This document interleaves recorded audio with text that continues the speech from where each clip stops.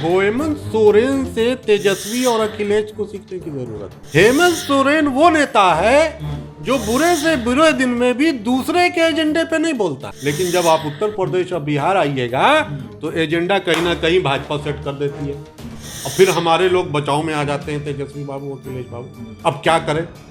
तो अखिलेश जी भागते उधर, कहते हैं विष्णु मंदिर हम बनवा देंगे, तेजस्वी जी कहीं और शरण खोजने लगते। तो अपने एजेंडे को मजबूती से कार्यकर्ताओं में और जनता में स्थापित कर देना, यही सबसे बड़ा एक पॉलिटिकल लीडर का सक्सेस है। हेमंत सोरेन जी की जहाँ स्थिति अच्छा हो गया, वो अपने ट्राइबल एम्पावरमेंट को भी आगे बढ़ाएगा। तो हमको लगता है कि जेएमएम को जीतना भी चाहिए 2-4 सीट, कि जहाँ तक ट्राइबल्स की आवाज की सवाल है वो तृणमूल से बेहतर जेएमएम रख सकता है।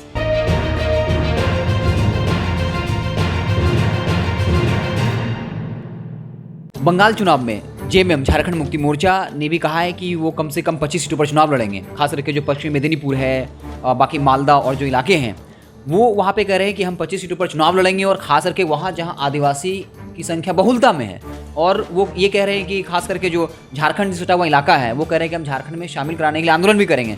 तो क्या लगता है, जेएमएम कुछ प्रभाव छोड़ पाएगी वहाँ पर पश्चिम बंगाल के झारखंड से सटे हुए जो जिले हैं उन 25 विधानसभा क्षेत्रों में? देखिए, पहली बात तो ये है कि नीति के तौर पे चुनाव लड़ना चाहिए जेएमएम, नीति के तौर पे। जब ओवैसी जी बिहार में चुनाव लड़ रहे थे 1-1.5 महीना पहले, अक्टूबर-नवंबर में, हमसे मीडिया वालों ने पूछा कि ओवैसी जी चुनाव लड़ रही है, हो जाएगा, हो जाएगा। हमने कहा नीति तो ये है कि चुनाव लड़ना चाहिए। जब तक कोई चुनाव लड़ेगा नहीं, अपनी बात को रखेगा नहीं, तब तक जनता वो सही है कि गलत है कैसे डिसाइड करेगी। तो जो ट्राइबल एरियाज हैं वेस्ट बंगाल के, और इस बात में कोई शक नहीं है कि उत्तर भारत में हेमंत सोरेन इस वक्त ट्राइबल नेतृत्व का एक बड़ा चेहरा, और ट्राइबल लोग मार्जिनलाइज्ड है, उनको आवाज मिलनी चाहिए। तो उनका नेता और उनका चेहरा अगर उनको आवाज देने के लिए वहां जा रहा है तो इसमें किसी को कोई आपत्ति नहीं है। ममता बनर्जी जिस तरीके से घिरी हुई हैं, तो क्या लगता है ऐसी पार्टियों को, मान लीजिए जेएमएम है या अन्य, अभी जेडीयू का उदाहरण ले लीजिए आप, जिस तरीके से अरुणाचल प्रदेश में 6 विधायकों को मिला लिया गया, तो क्या ममता बनर्जी को कॉम्प्रोमाइज करना चाहिए ऐसे नेताओं से कि कुछ सीटों दे करके जो उनके प्रभाव वाला क्षेत्र है, ताकि ममता बनर्जी अपने कुनबे को, अपने किले को बचा सके? देखिए, ममता दीदी की क्या रणनीति होगी वो तो ममता दीदी डिसाइड करेंगी। ममता दीदी को ओवैसी को या हेमंत सोरेन को एंटरटेन करना सही लगता है या नहीं लगता है, लेकिन मेरा ये मानना है कि अगर ममता दीदी अलायंस नहीं भी करती है तो जो ओवैसी साहब का या हेमंत सोरेन जी का वोटर है उसको हम लोग बेवकूफ़ न समझे। कोई आदमी गरीब हो सकता है, उसके पास अपॉर्चुनिटी कम हो सकता है, लेकिन वो समझदार नहीं होगा, गरीब है तो ऐसी बात नहीं है।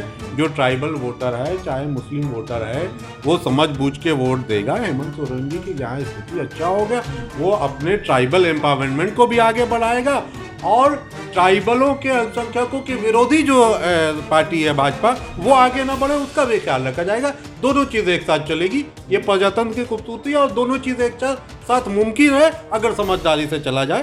तो हमको लगता है कि जेएमएम को जीतना भी चाहिए 2-4 सीट बंगाल की असेंबली में। जो ट्राइबलों की आवाज़ है वो उसको होना चाहिए। नॉर्दर्न में जो ट्राइबल है उनका हो रहा है ना, जो नॉर्थ ईस्ट से हुआ बंगाल का जो उत्तरी हिस्सा है, तो दक्षिणी हिस्सा जो झारखंड से लगता है, उन ट्राइबल्स की आवाज़ भी आनी चाहिए। और मुझे लगता है कि जहां तक ट्राइबल्स की आवाज़ की सवाल है वो तृणमूल से बेहतर जेएमएम रख सकते हैं। हेमंत सरकार 29 दिसंबर को अपने कार्यकाल का 1 साल पूरा करने जा रही है, और इस दौरान उसने कई बड़ी घोषणाएं की है। किसानों के लिए, विद्यार्थियों के लिए सरकारी नौकरी मार्च तक 10 से 15 हज़ार जो नौकरी देने का वादा किया है। क्या लगता है, पिछली सरकार की तुलना अगर हम करें तो हेमंत सरकार को आप किस तरीके से देखते हैं, किस तरह के नेता के तौर पर देखते हैं आप? सरकार देखिए कोशिश कर रही है, इसमें कहीं कोई शक नहीं है, लेकिन सरकार अपनी जो घोषणाएं और पॉलिसीज़ हैं उनको ब्यूरोक्रेसी पे कंट्रोल करके कैसे इम्प्लीमेंट करेगी, और जो नीचे तक का बाबुओं का जो तबका है, सरकारी कर्मचारियों का जो तबका है, उनसे कैसे पेनिट्रेट करके करवाएगी, और जो जेएमएम का कार्यकर्ता है वो कार्यकर्ता सरकार की पॉलिसियों को ज़मीन तक ले जाने में कितनी मदद कर पाएगा, या कार्यकर्ता सिर्फ 5 साल की सत्ता को अपने फ़ायदे के लिए यूज़ कर, इसमें बड़ा सवाल है। क्योंकि कार्यकर्ता अगर अपने बारे में सोचने लगेगा तो फिर सरकार की पॉलिसियाँ जनता तक नहीं जा पाएंगी। तो सिर्फ हेमंत सोरेन के सामने एक ये भी चैलेंज है कि अपने कार्यकर्ताओं को मोटिवेट किए रखें कि सरकार की पॉलिसियों को जनता तक ले जाने में कार्यकर्ता मदद करे, क्योंकि अगर सरकारी तंत्र नहीं काम कर रहा होगा तो मुख्यमंत्री तक ये बात कौन पहुंचाएगा? कार्यकर्ता ही पहुंचाएगा। यही डेमोक्रेसी, यही पॉलिटिकल पार्टी सिस्टम है। तो कार्यकर्ताओं को भी ये सिर्फ समझना कि इसको इलेक्शन में काम आएंगे कार्यकर्ता, ऐसा नहीं है। सरकार की पॉलिसी को इम्प्लीमेंट करने के लिए कार्यकर्ता का काफ़ी महत्वपूर्ण रोल है, और उस रोल पर हमको कहीं ना कहीं लगता है कि हेमंत सोरेन जी को बड़े लेवल पे जो है प्रशिक्षण शिविर लगाना चाहिए, ताकि वो सरकार की नीतियां जो हैं वो अपने कार्यकर्ताओं से नज़र रखवा सकें उस पर, ताकि बाबू लोग उसको इम्प्लीमेंट करें। पॉलिसियां बहुत अच्छी हैं, लेकिन उसका इम्प्लीमेंटेशन चैलेंजिंग होगा, क्योंकि एक जो सामंतवादी वर्ग होगा वो उसको रोकने की कोशिश करेगा। लैंड रिफॉर्म है, बिहार में है, झारखंड में है, हर जगह है, लेकिन वो आज तक जमीन पे नहीं जा सका है, क्योंकि एक बड़ा तबका है जो उसको रोकना चाहता है। तो वो तबका हर जगह हायरार्की में मौजूद है। वो चैलेंज है हेमंत सोरेन को ये, और हेमंत सोरेन उस चैलेंज से कैसे निपटेंगे वो बहुत ही स्ट्रेटजिक होगा उनके लिए, और बहुत ही चैलेंजिंग होगा। हेमंत सोरेन के बारे में अगर सवाल करें तो आप देखिए कि बीजेपी के पास पहले रघुवर दास मुख्यमंत्री के चेहरे के तौर पे थे, अब बाबूलाल मरांडी को शामिल कर लिया गया। हालांकि उसको लेकर कि जो है हाई कोर्ट में मामला है, सुप्रीम कोर्ट में मामला ले जाने की कोशिश हो रही है।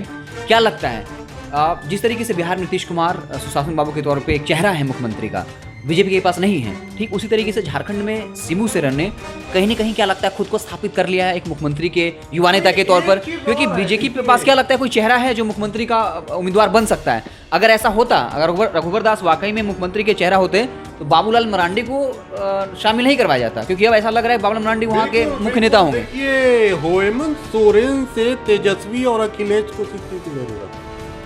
हेमंत सोरेन वो नेता है जो बुरे से बुरे दिन में भी दूसरे के एजेंडे पे नहीं बोलता है। उसका एजेंडा अपना है, उसका डाउन ट्रेडन का, ट्राइबल का अपना एजेंडा है, उस पे वो बोलता है, उस पे लगा रहता है, अपने कार्यकर्ताओं को समझाता है और कार्यकर्ताओं के थ्रू अपनी जनता को समझाता है, और उसी एजेंडे पे पोलिंग होता है।